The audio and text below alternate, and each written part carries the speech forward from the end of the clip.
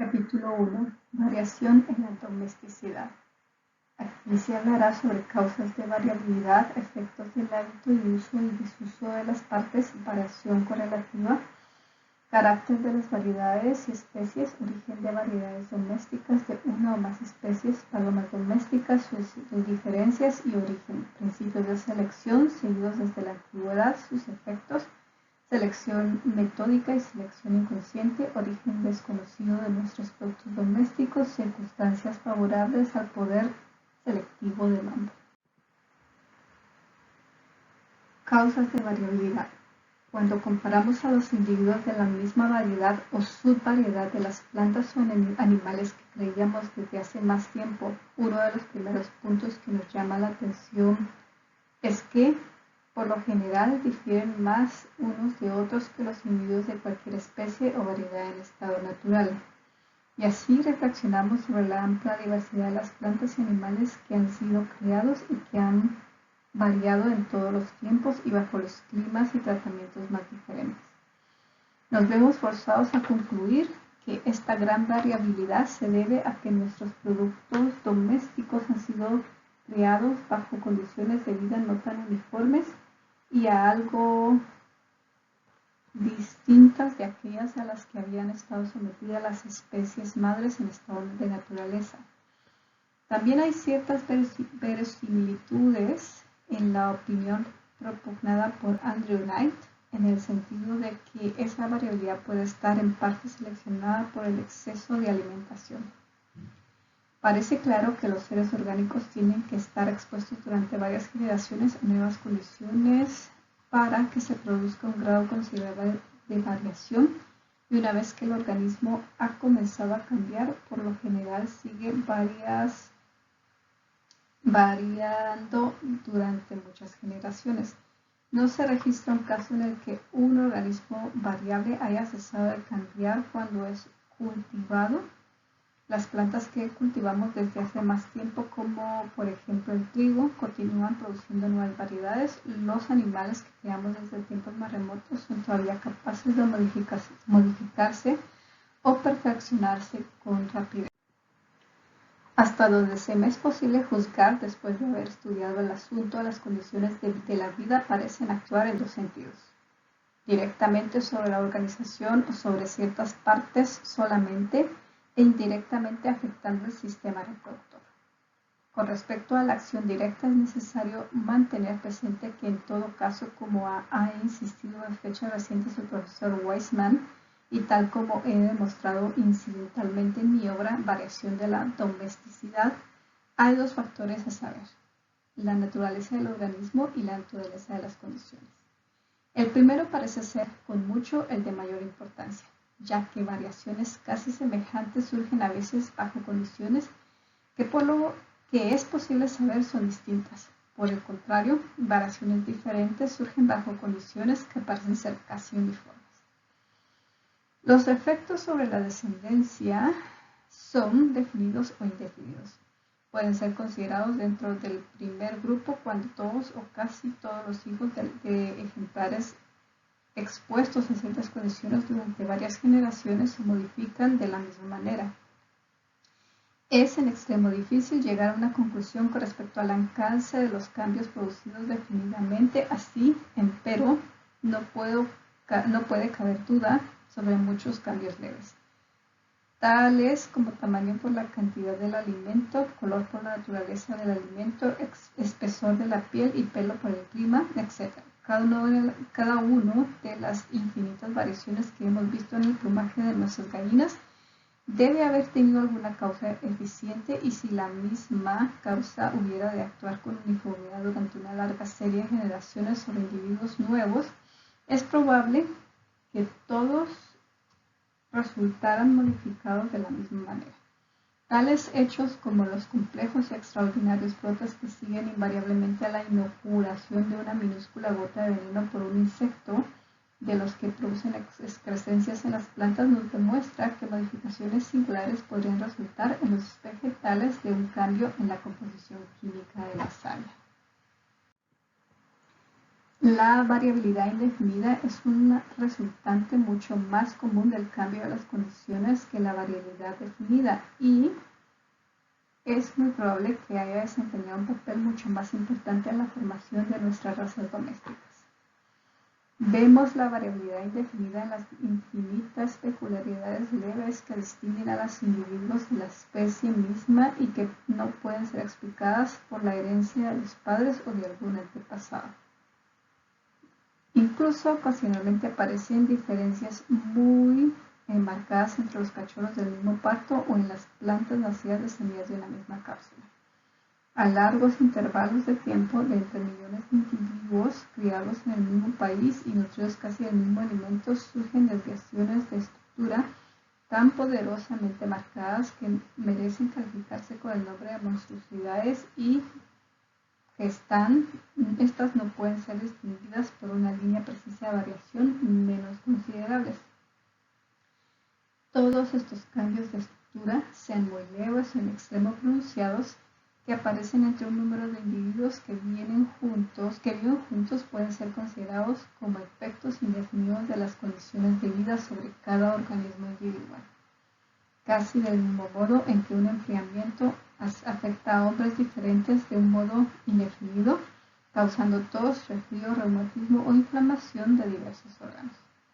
Respecto a lo que he llamado la acción indirecta del cambio de condiciones por haber sido afectado el sistema reproductor, podemos inferir que la variabilidad es provocada en parte porque este sistema es muy extremo, es en extremo sensible a todo cambio de las condiciones y en parte, como ha sido observado por Reuter y otros, por la similitud entre la variabilidad que se debe al cruce de distintas especies y que es posible notar en plantas y animales cuando son creados bajo condiciones nuevas o no naturales. Muchos hechos demuestran con claridad la sensible que resulta el sistema reproductor a cambios muy leves en las condiciones ambientales. Nada más sencillo que amansar a un animal. Pocas cosas son más difíciles que lograr que procree en estado de cautiverio, aun cuando se unan el macho y la hembra. ¿Cuántos animales no procrean de ningún modo a pesar de ser mantenidos casi en libertad dentro de su país natal? Por lo general, lo anterior se atribuye erróneamente a que los instintos están viciados. Muchas plantas cultivadas demuestran el mayor vigor y, sin embargo, nunca o en muy raras ocasiones producen semillas. En unos cuantos casos se ha descubierto que un cambio insignificante como un poco más o menos de agua en un periodo determinado del crecimiento decidirán si la planta ha de dar o no simiente. No me es posible exponer aquí los detalles que he reunido y publicado en otras partes referentes a este curioso asunto, pero con objeto de demostrar cuán singulares son las leyes que determinan la reproducción de los animales apresados, puedo mencionar que los carnívoros aún los tropicales procrean muy bien en cautiverio, a excepción de los plantígrados o pertenecientes a la familia de los osos, que rara vez dan descendencia. En cambio, las aves carnívoras, con rarísimas excepciones, rara vez ponen huevos fértiles. Numerosas plantas exóticas tienen un polen que carece totalmente de valor, igual que de los híbridos más estériles. Cuando vemos, por una parte, animales y plantas domésticos que procrean con facilidad a pesar de ser a menudo débiles y enfermizos, y por otra a individuos sacados de jóvenes de un estado de naturaleza y perfectamente domesticados, que viven largo tiempo y son sanos, sobre lo que podrías presentar numerosos ejemplos, pero que sin embargo tienen el aparato reproductor tan seriamente afectado debido a causas desconocidas que no pueden mencionar. No debe sorprendernos que este sistema, cuando obra en cautiverio, funcione con irregularidad y produzca hijos algo diferentes a sus padres. Puedo añadir que así como algunos organismos procrean con facilidad bajo las condiciones más antinaturales, por ejemplo los hurones y los conejos mantenidos en cajones, demostrando así que sus órganos reproductores no son afectados con facilidad, así algunos animales y plantas soportan su domesticación o cultivo y varían muy poco, tal vez apenas un poco más que en estado de naturaleza. Algunos naturalistas han sostenido que todas las variaciones están relacionadas con el acto de la reproducción sexual, pero la anterior es ciertamente un error, ya que en otra obra he dado una larga lista de plantas caprichosas, como los llamados jardineros, plantas que de pronto han producido un solo pimpollo de carácter nuevo y a menudo muy diferente a los de otros pimpollos de las mismas plantas. Estas variaciones de pimpollos, como es posible llamarlas, pueden propagarse mediante injertos vástagos y a veces por semilla. Se producen raramente en estado de naturaleza, pero están lejos de ser raras en el cultivo, como cada pimpollo individual entre muchos miles, producido año tras año en el mismo árbol bajo condiciones uniformes, asume de pronto, según se ha observado, un carácter nuevo, y como pimpollo de árboles diferentes que a menudo presentan condiciones diversas han producido casi la misma variedad. Por ejemplo, los pimpollos de los duraznos, que han producido pelones, y pimpollos de rosas comunes que han producido rosas musgosas. Vemos con claridad que la naturaleza de las condiciones es de importancia secundaria, en comparación con la naturaleza del organismo para determinar cada forma particular de variación, tal vez no más importante de lo que es la naturaleza de la chispa, gracias a la cual enciende una masa de materia combustible para determinar la naturaleza de las llamas. Vemos de manera muy interesante, solamente para brevemente hablar de esta sección, cómo Darwin, por medio de breves ejemplos, menciona la importancia extrema de la variación interna intraespecífica y cómo eso va a determinar si independientemente de las condiciones que existen, si las condiciones son iguales o diferentes, va a determinar el producto, ya que si, aunque no lo dice acá, pero ya se ha podido observar que si un organismo no tiene mucha variación intraespecífica, el producto, no importa cuánta variación ambiental haya, puede llegar a ser muy homogéneo, mientras que si una especie o un grupo tiene mucha variación intraespecífica, incluso con condiciones externas similares, puede haber variación. De la misma manera, pues él menciona los diferentes tipos de reproducción que pueden haber, y es muy interesante que él mencione, de hecho, como con reproducción asexual, pues alguna planta puede producir descendientes muy diferentes, siempre viniendo del hecho de que de plano tiene mucha variación intraespecífica, mientras que con reproducción sexual, de plano, si no hay mucha variación intraespecífica, pues puede producir lo mismo.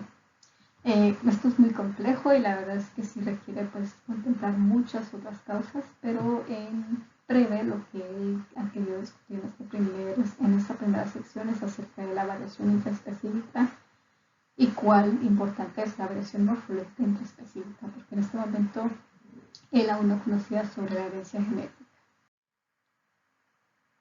Efectos del hábito y del uso o desuso de las partes. Variaciones correlativas, herencia. El cambio de hábitos produce un efecto hereditario, tal como en el periodo de florescencia de las plantas cuando son transportadas de un clima a otro. En los animales, el aumento del uso o desuso de las partes han tenido una influencia más marcada. Por ejemplo, en el pato doméstico, los huesos de la ala pesan menos y los del ala más en relación al conjunto del esqueleto que los huesos correspondientes del pato silvestre. Este cambio puede atribuirse sin temor a que el pato doméstico pesa mucho menos y camina bastante más que sus antepasados salvajes. El gran y hereditario desarrollo de las ubres de vacas y cabras en los países en los que se ha ordeñado habitualmente en comparación con los mismos órganos en otros países es con toda probabilidad otro ejemplo de los efectos del uso. No es posible nombrar a ninguno de nuestros animales domésticos que no tengan en algún país orejas caídas, y parece verosímil la opinión de que se ha sugerido en el sentido de que la caída de las orejas se debe a la falta de uso de sus músculos, porque ahora esos animales rara vez sufren alarmas. Son numerosas las leyes que regulan la variación, algunas de las cuales pueden percibirse confusamente, y estas serán tratadas con posterioridad. Aquí solo aludiré a lo que puede llamarse variación correlativa. cambios importantes en el embrión o en la larva, con toda la probabilidad acarrean cambios en el animal adulto. En las monstruosidades es muy curiosa la correlación entre partes completamente distintas y muchos ejemplos se presentan en la gran obra de Geoffrey Saint Hilaire con respecto al tema. Los creadores creen que los miembros largos van casi siempre acompañados de una cabeza alargada. Algunos ejemplos de la correlación son, por ejemplo, caprichosos. Así, los gatos enteramente blancos y de ojos azules por lo general son sordos. Pero el señor Terf ha declarado en fechas recientes que esta particularidad se limita a los machos. Se podría dar muchos ejemplos de particularidades de color y constitución tanto en animales como en plantas. De los hechos recogidos por Huizinga resulta que las ovejas y los cerdos blancos sufren daño de ciertas plantas mientras escapan a él. Los ejemplares de color oscuro en fecha reciente, el profesor Wiman me comunicó un buen ejemplo de este hecho al preguntar a algunos chacareros de Virginia cómo era que sus cerdos eran todos negros. Y le informaron que los puercos comían la llamada raíz de pintura lactanantes que coloreaba sus huesos y hacía caer hacia afuera las pezuñas de todos, menos a los de color negro. Y uno de los colonizadores de Virginia añadió: elegimos a los puerquitos negros de cada parto para criarlos, ya que son los únicos que tienen buenas probabilidades de pervivir o de sobrevivir. Los perros sin pelo presentan diferentes imperfectos. Los animales de pelo largo y áspero son propensos a tener, como se afirma, cuernos largos o muy numerosos. Las palomas son con plumas en las patas, tienen piel entre sus dedos exteriores. Las palomas de pies cortos tienen patas pequeñas y las de pico largo, patas grandes. Por lo anterior, si el hombre continúa eligiendo y por consiguiente aumentando la peculiaridad, es casi seguro que modificará sin querer otras partes de la estructura debido a las misteriosas leyes de la correlación. Los resultados de las diversas leyes desconocidas pero presentidas con vaguedad de la variación son indefinidamente complejos y diferentes. Vale la pena estudiar con cuidado los diversos tratados sobre algunas de las plantas que cultivamos desde hace más tiempo, como por ejemplo el jacinto, la papa y hasta la dalia, y es sorprendente observar los infinitos puntos de estructura y constitución en que las variedades y subvariedades difieren levemente unas de las otras. Toda la organización da la sensación de haberse vuelto plástica y se aparta de manera ligera de la del tipo madre. Cualquier variación que no sea heredada parece de importancia para nosotros, pero el número y la diversidad de las desviaciones heredables de estructura, tanto las leves como las de considerable importancia fisiológica, son infinitos. El tratado del Dr. Prosper Lucas, en 2 gruesos volúmenes, es el más completo y el mejor sobre el tema. Ningún creador duda de lo fuerte que es la cosa de lo fuerte que es la propensión a la herencia. Su tendencia fundamental es que cada cosa engendra algo parecido, y sobre ese solo principio los escritores teóricos han emitido dudas. Cuando aparece con frecuencia alguna desviación de la estructura, y cuando la vemos en el padre y el hijo, no podemos decir si no se deba a que la misma causa ha obrado sobre los dos. Pero cuando entre ejemplares en apariencia expuestos a las mismas condiciones aparece en el padre una muy rara desviación, digamos una vez en varios millones de ejemplares, y reaparece en el hijo, la sola doctrina de la probabilidad nos obliga casi a atribuir su reaparición a la herencia. Todos han oído hablar de casos de albinismo, piel picada, cuerpo peludo, etc., que aparecen en varios integrantes de la misma familia. Si esas desviaciones extrañas y excepcionales de estructura realmente son heredadas, hay que admitir sin reserva que las desviaciones menos extrañas y más frecuentes son hereditarias. Quizá la forma acertada de contemplar todo el asunto sería considerar la herencia de cada carácter, cualquiera que sea, como la regla y no la herencia como la anomalía. Las leyes que gobiernan la herencia son desconocidas y en su mayoría nadie puede decir por qué la misma peculiaridad en diferentes individuos de igual especie o en diferentes especies es a veces heredada y otras no, por lo que el hijo vuelve en ciertos caracteres a lo que fue su abuelo, su abuela, a un antepasado más remoto, porque la peculiaridad a menudo se transmite de un sexo a los dos o solo a un sexo, que es por lo común, pero no siempre, el sexo correspondiente. Es un hecho de cierta importancia para nosotros que las peculiaridades que aparecen en los machos de nuestras crías domésticas son a menudo transmitidas exclusivamente o por lo menos en grado mucho mayor solo a los machos. Una regla más importante en la que creo que se puede confiar es que en cualquier periodo de la vida en la que aparezcan una peculiaridad por vez primera, tiende a reaparecer en la descendencia a la misma edad, aunque a veces más pronto. En muchos casos ello no podría ser de otro modo. Así las peculiaridades de los cuernos de ganado solo podrían aparecer en los hijos cuando son casi adultos.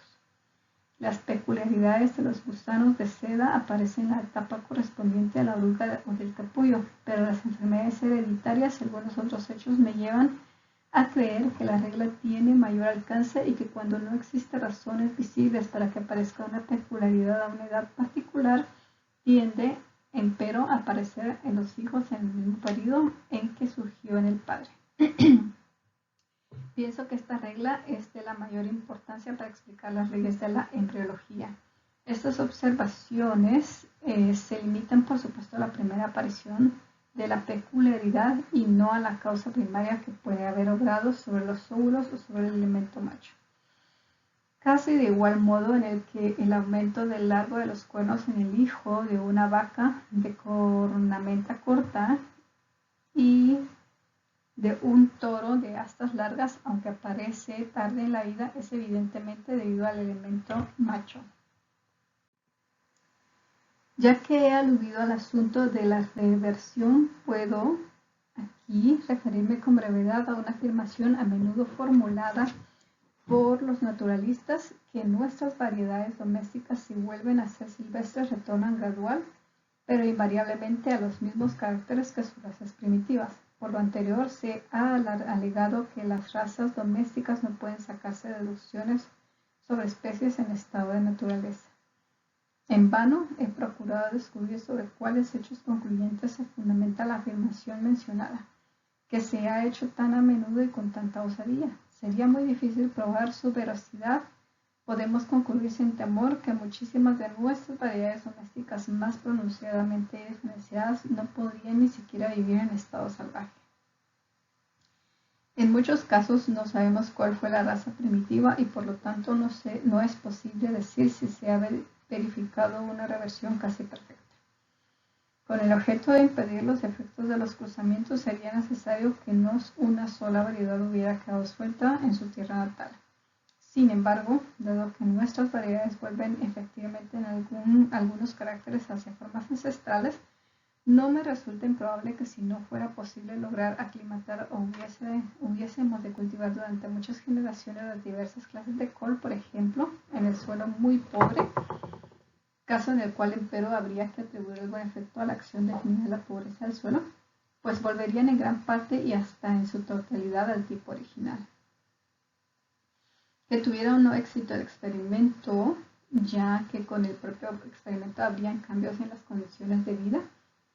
Si pudiera demostrarse que nuestras variedades domésticas manifiestan una fuerte tendencia a la reversión, es decir, a perder sus caracteres adquiridos mientras son mantenidas bajo las mismas condiciones y que hacen número considerable de modo que el libre cruzamiento pudiera contrarrestar al mezclar cualquier ligera desviación de estructura, entonces concedo que no podríamos deducir nada de las variaciones domésticas con respecto a las especies. Pero no existe ni sombra de evidencia en favor de este punto de vista. Afirmar que no podíamos crear caballos de tiro y de carrera, vacunos de cuernos largos y cortos, aves de diferentes clases y vegetales comestibles por un número ilimitado de generaciones sería contrario a todas las expectativas. Y bueno, en esta segunda sección él empieza a hablar un poco de correlación. Sin embargo, actualmente pues ya sabemos que todo lo que él llama correlación pues es más el ligamiento de genes. Muchas veces la selección natural escoge un carácter específico, pero debido a la forma en que se da el entrecruzamiento durante la fecundación y cómo se separan, pues un carácter escogido siempre atrae o acarrea otros caracteres que no se habían escogido, que ni siquiera se habían considerado. Y esto existe mucho en los genomas y por eso es importante siempre analizarlo. Por otra parte, también se conoce ya que existen otras cosas como epistasis, que también puede causar que otros efectos o que otros genes puedan influenciar o que sean o cambien el carácter que haya sido seleccionado. Al final él habla un poco de cómo pues al dejar las especies que han sido domesticadas y por lo tanto ciertos caracteres han sido escogidos, si se dejan de nuevo las condiciones naturales de las especies silvestres, pues sí se podría observar una reversión. Sin embargo, él menciona que hay muchos problemas acá para poder observar eso, como que no se conocen las especies originales, y pues, aunque no lo menciona aquí, él dice que pues sí se podría seguir cultivando las especies tal como se conocen con el tiempo. Algo que es muy importante para poder observar una reversión sería la existencia de variación intraespecífica. Si esta no existe, pues la especie ya queda fija y esa es la razón, él menciona acá, sobre los efectos que muchas especies tienen y pues precisamente esos defectos se deben a la selección natural donde se va eliminando variación y al final se escogen pues se va haciendo como más homocigoto, no con mucha variación y a veces lamentablemente en escoger esas versiones con poca variación pues se escogen indudablemente las que tienen defectos genéticos. Entonces, de esta manera, pues yo creo que la verdad es que esta última sección es bastante compleja porque él trata de poner muchas cosas juntas. Simplemente él quiere hablar de cómo se observa correlación entre diferentes caracteres genéticos e incluso sobre ciertas enfermedades y cómo eso se hereda. Y también habla de cómo, bueno, lo del uso y desuso. La verdad es que esto sí es un poco más plástico, un poco más ambiental, como al usar ciertas cosas estas se desarrollan más. Pero no, hasta ahora creo que no existen estudios que hayan demostrado que el uso cause en cierta forma como que la información genética se modifique. Podría ser algo relacionado con las transcripción, que hay llamadas ARN circulante, pero pues no, yo por lo menos no he leído nada que hable sobre esto. Si ustedes tienen comentarios, pues sería interesante escucharlo. En muchas ocasiones, pues si una parte se usa mucho, podría ser que por selección natural, pues se seleccione cierto, si hay variación genética, pues que se seleccione, pero creo que en general esto es muy plástico. Y bueno, pues esto han sido las dos primeras secciones. La primera pues más simple y directa, que es sobre la variación interespecífica, y la segunda un poco más compleja, tratando de mezclar muchas cosas sobre también la variación, pero cómo está correlacionado con otras variaciones, cómo se hereda y cómo al usarla más pues se desarrolla más.